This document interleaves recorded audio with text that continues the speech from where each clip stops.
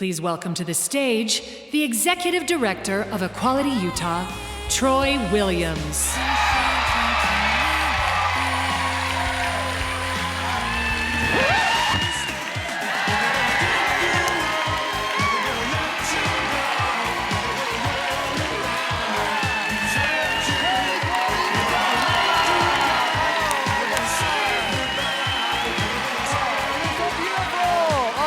Thank you so much for being here tonight.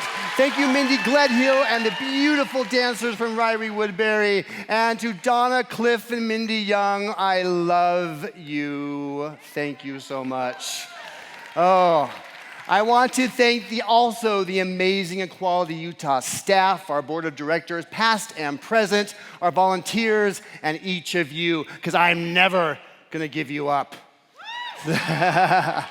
So, this month marks my 10-year anniversary as a professional gay.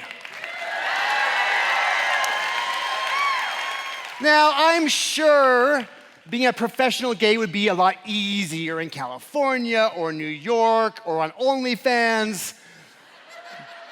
But no, I love doing this work right here in Utah, where it's tough, where it matters, where I can be gay with all of you.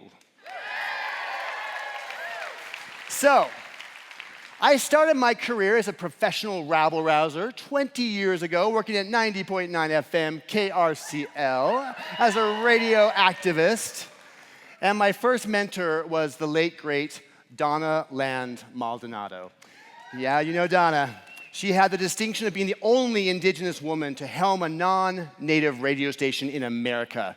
She was tough as nails and didn't suffer fools. And she taught me that a forest grows from fallen trees.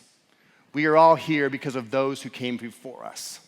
And Donna sat me down one day, never forget it, and she told me that we all have a responsibility to elevate the communities into which we are born.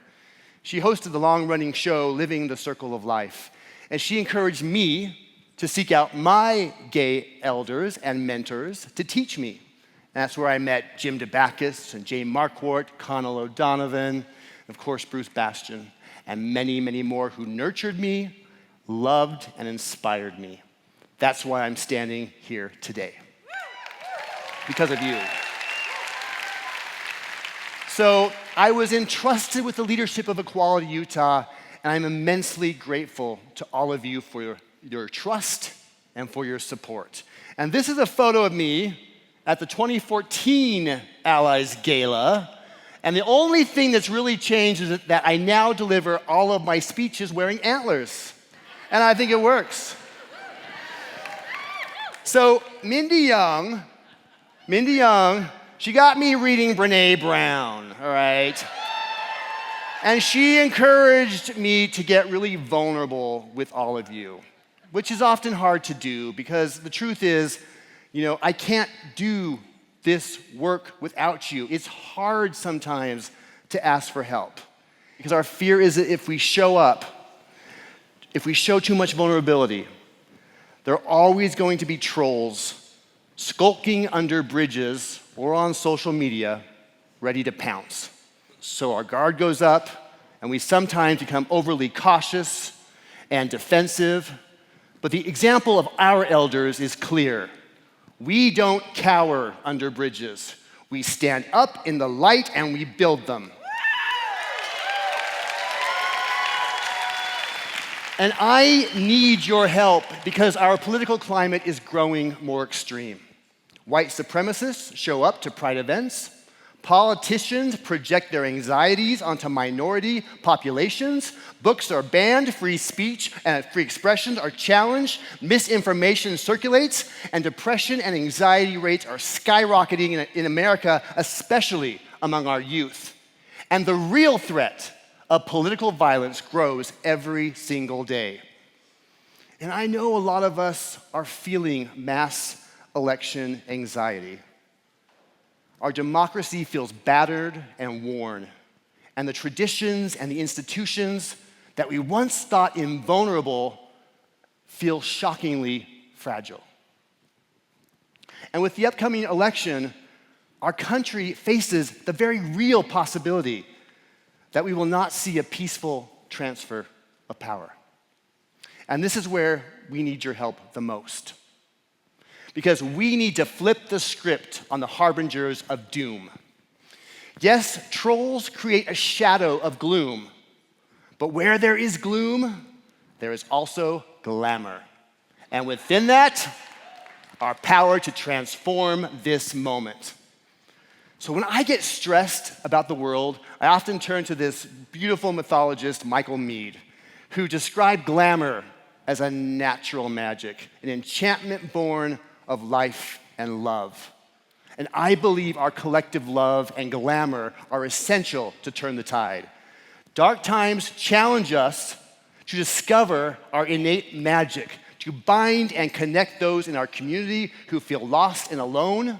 We belong to each other, we belong to those who live, and to those who came before. Amen.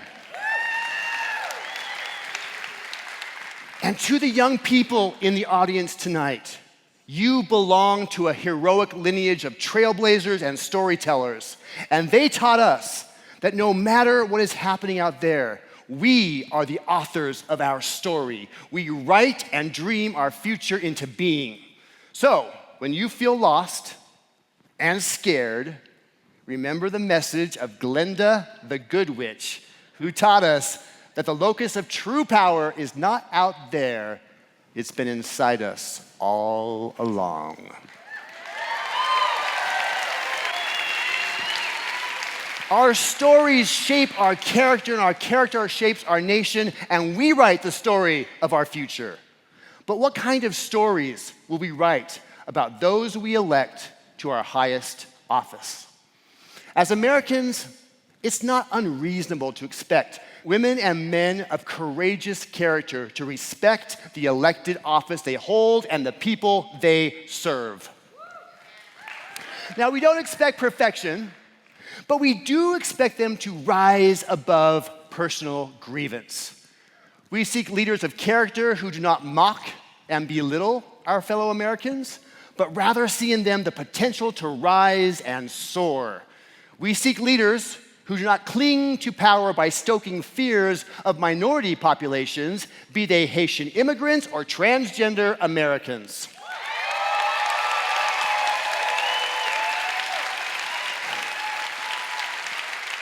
And it's not unreasonable to elect leaders who can sing along with Erasure to always give people a little respect. We seek leaders who will respect and strengthen the institutions of American democracy, the judiciary, the legislative process, and the integrity of free and fair elections. We seek leaders who will resolve conflict peacefully by adhering to the rule of law. And also, let me be very clear here. When it comes to character, we gays are not going to tolerate any man seeking office who has hate in his heart or hate in his tweets for Taylor Swift.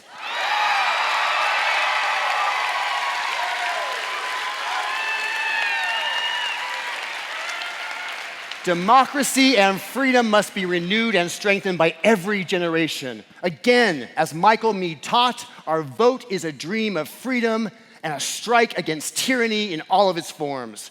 In times of conflict, our vote restores the ideals of humanity, the ideals of character, and the ideals of a nation. So here in Utah and in our country, no matter our party affiliation, we need your help to reject the politics of grievance and embrace the politics of the possible.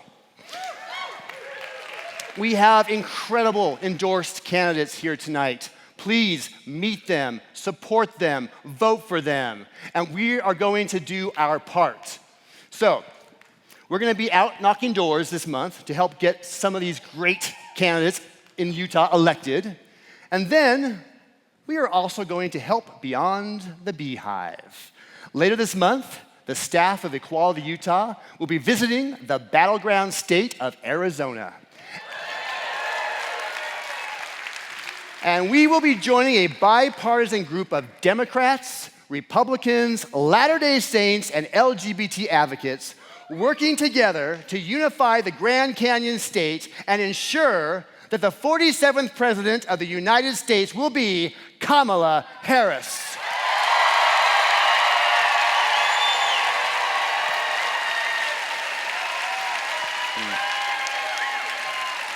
Now, I understand there may be some here tonight who don't agree with all of her positions and hold different views on various policies, and I'm glad that you're here in the audience because we need healthy American pluralism. We don't have to agree all the time, better or worser, all right? But character of a president will impact a generation. So we do believe it is time to put our country over party. And our vote authors the destiny of our nation and establishes the character of who we will become. So, this November, our task is to renew and strengthen the very democratic institutions that keep us free.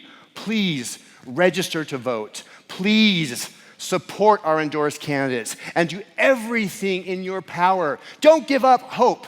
Don't get discouraged. Don't be fearful. Don't lose hope. Do everything in your power to support candidates of exceptional character.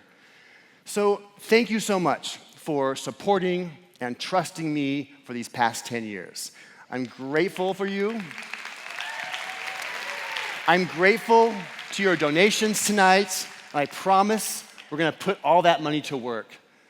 Thank you to our allies, our elders, and our ancestors. You have unlocked the universal imagination of who we can become. Because of you, we have discovered our glamour, and we are legendary. Thank you so much.